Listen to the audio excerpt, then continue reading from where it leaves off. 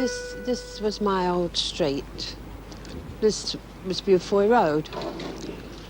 People were born here, lived here, got married from here, brought their own families up again here. Nobody was very happy about moving when we knew we had to go. We had no option, no choice. We were just told it was a compulsory purchase order.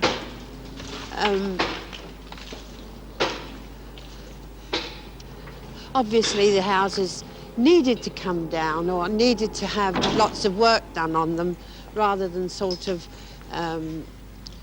pull them down completely and destroy the whole community that we had around us.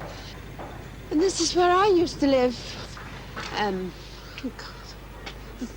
I lived here for 5 years, which wasn't a long time compared to the other people that lived in the street. But I don't think you'll ever get the feeling of the community feeling that we had here. You'll never get it in flats, I'm sure of this. It's because they're not real, they're not like houses. This is all sort of artificial now. It's, well, I don't think I'm ever going home anymore. I always think I'm just there temporarily. I don't know why, I always think this. One of the things about living in a house, in a street, you had friends, you had neighbours, you had your next door neighbours, you had your neighbours over the garden wall. You were individuals. You could paint your front door what colour you liked. You could paint your bricks if you wanted to. You could have what coloured curtains you liked. You were an individual. When you live in a flat, you're not. You've got to conform, and really conform, or else you're out. You see, we were all crowded on top of one another here, but we still had room to move and breathe, and you could see you were down to earth. This is what it is, really, isn't it?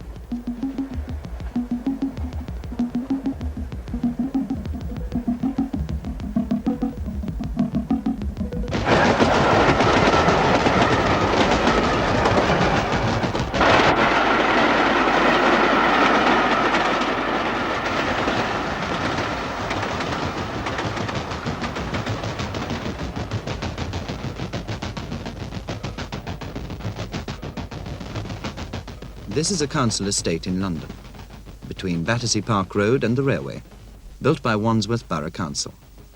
28 blocks, population over 7,000 people.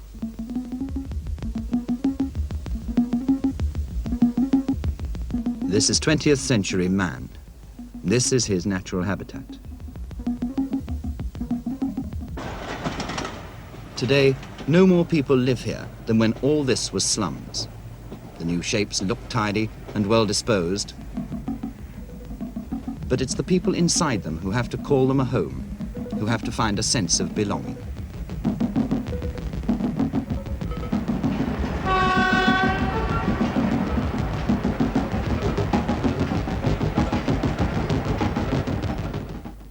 In London, or in these flats, if you go down and you take your children anywhere, somebody comes up, you can't do that. You're not allowed to go there. Get off the grass. What you're doing on the grass, you're not allowed to do anything like that. It's all rules and regulations.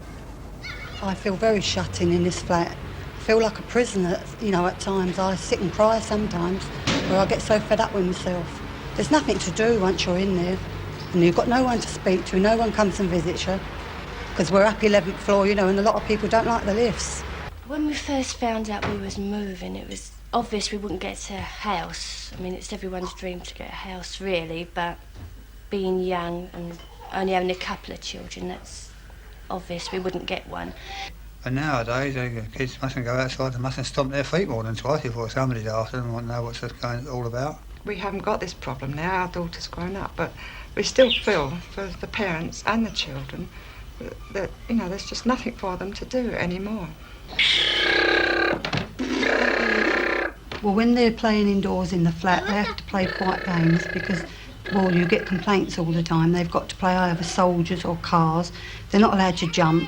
Staying in the flat, there's just nothing for them to do, really. He has a new carpentry set and he's never even played with it yet The day he did play with it, we had the council come down and complain about the noise. There's been a few complaints about noise from other tenants, but I think it's mainly the older ones whose children have grown up, or the few that haven't got any children at all. I can understand, but I don't think everyone would be all friendly and happy and laughing together just because we're all living together, because it's obvious. I mean, I don't really know anyone on the next floor, and I don't, you know, it's just I know someone in the next block, but that's only because she lived near me where I used to live. I don't think a community can prosper in these tall blocks of flats because they don't cater for it. It breeds anti-socialism because I like to keep myself to myself at the best of times. I mean, when I was living in a house, everybody you go by, you know them, so you said hello to them. But being now that I don't know them, I tend to get into the lift and I stand there and I don't say nothing. Press the button, get out and come in and close the door, and I don't see anybody else. All I see is my own family. I see people in the lift. They might live in the flats, I don't know. I don't talk to them because I don't know who they are. I've not seen them before. I said, you're all gone to sleep since you've left Victoria Dwellings, and so they have. All the people that come out of Victoria Dwellings seem to have turned dopey. And they're old men too. Their old men won't speak to one another. If you look at them and speak to them, they go like this, like the horses go, look, like the old horses used to go.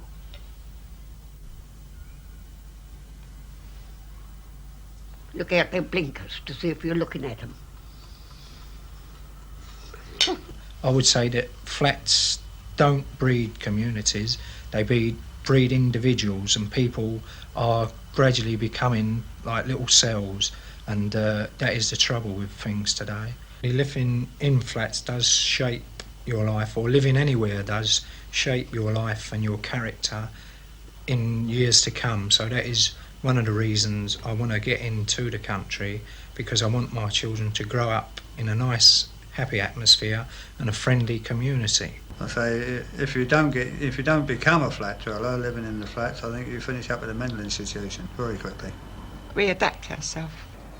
Well, I should imagine, judging from myself, once your husband goes to work, all you've really got left to do is the housework. I don't like it. It's very secluded. You know, once you're in, you're in.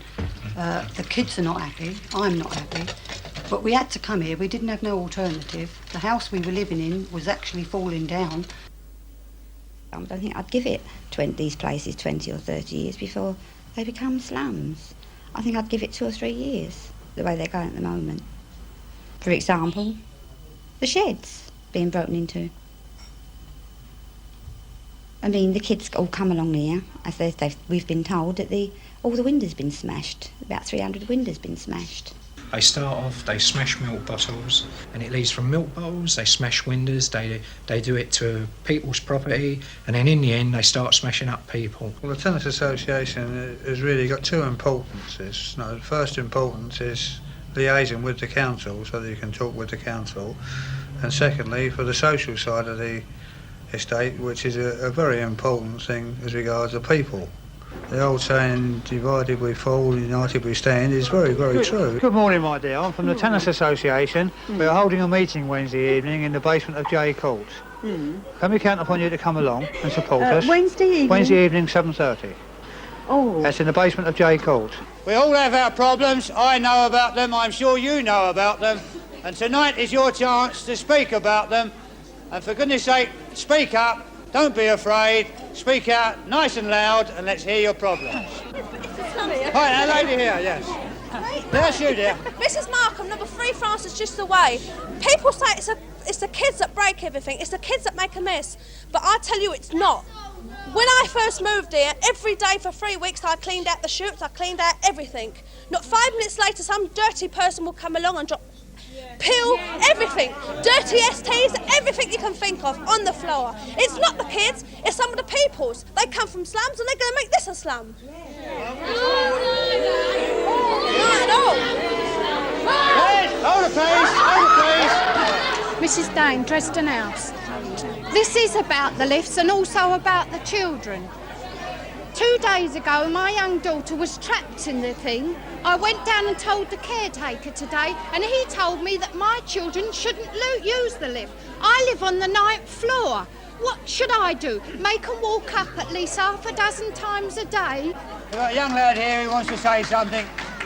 So please give him the best of attention.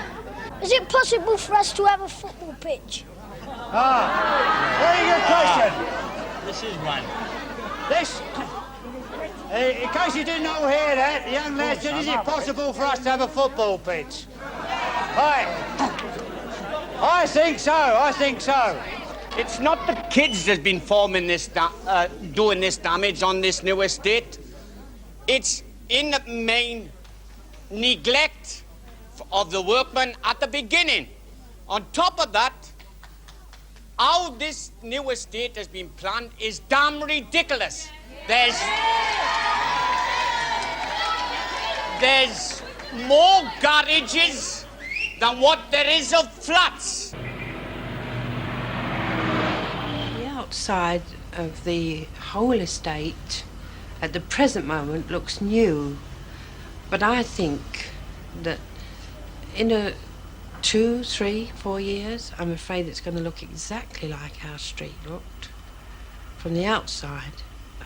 I was listening to Woman's Hour. I'd only been here about a month, and I wasn't really listening to Woman's Hour, but I suddenly heard this. I think it was Barbara Cartland. I think it was her. I wasn't really interested till I heard what she said. She started talking about the £6.5 million project in the Battersea Park Road, and she said to me, it screams out of slums. Oh, I was really indignant. I just moved in here. I don't know now. I think maybe she was right, you know. It does breed people to get more, violent as it is today. If you live in a street, you're just, you've got neighbours, you can go and knock on doors, but in flats you're just so lonely that you just get used to it in the end. You just can't take people from a house and put them in a flat and say, get on with it. You just can't do it, it's not done. You've got to have some sort of freedom. If these people have had freedom and they're closed into a flat, they're going to be a bundle of nerves like I am. I've been a bag of nerves since we've lived here, I've completely changed. I used to be a happy-go-lucky person, well now I'm not. I'm quite miserable, and it has changed me and the children an awful lot. There's a lot to be said for giving people a decent place to live in. I don't know who designs them. I don't know who they design them for, or if they think that we feel or think any differently than they do. There must be reasons why these architects build these flats in this design and in this hard barrack-looking way, because I'm sure they couldn't possibly like the structure and the outlook of them themselves. I don't think there was an awful lot of thought put into it.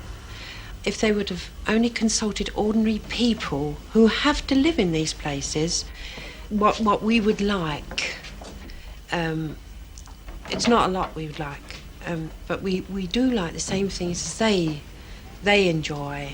They like the outside of their places to look nice, and so do we. We don't differ in any way to them. Surely that in time somebody will learn to come and ask the ordinary people what they'd like and how they would like them.